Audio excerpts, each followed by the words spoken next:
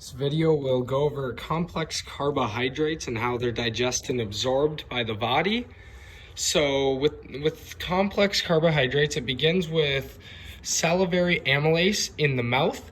As we first ingest carbs, this will begin to break down the alpha-1,4 glycosidic bonds of the carbohydrates in the mouth, which will be passed to the pancreatic amylase, which will then work to continue to break these bonds.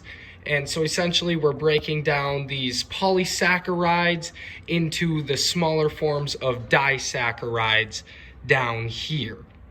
So the three main types of complex carbohydrates that we see in our diet that undergo this process are starches, glycogens, and dietary fibers.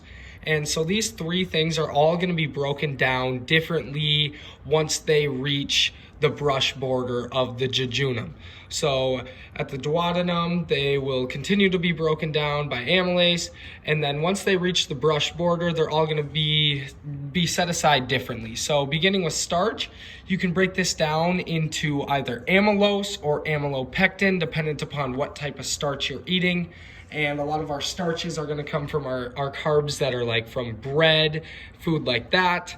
And so if we're dealing with amylose, these are going to be your unbranched helixes that only contain alpha-1,4 glycosidic bonds.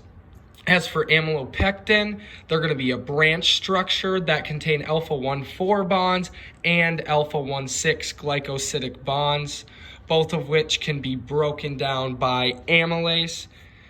Moving on to glycogen, this is going to be a hollow helix with alpha-1,4 and alpha-1,6 bonds, so amylase will break this down as well. Now cellulose is where it becomes difficult, as they contain beta-1,4 bonds, which are indigestible by the human body. This will come from a lot of our plant foods, and these are going to be our fibers that are going to speed up the digestive process, and they're known as the insoluble fibers within our diet.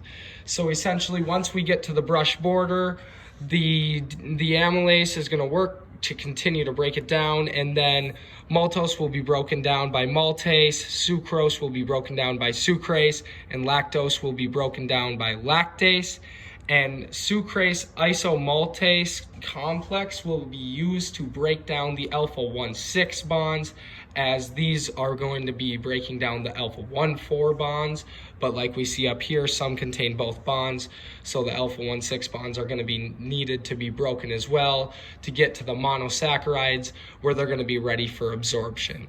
So looking at complex carbohydrates as a whole, they're going to be much better for consumption and a much healthier option as compared to the simple carbohydrates, which are used for immediate energy. These carbohydrates can be used to speed up our digestive process or be stored and used as energy in the body instead of just being used as immediate quick fuel that can then build insulin resistance.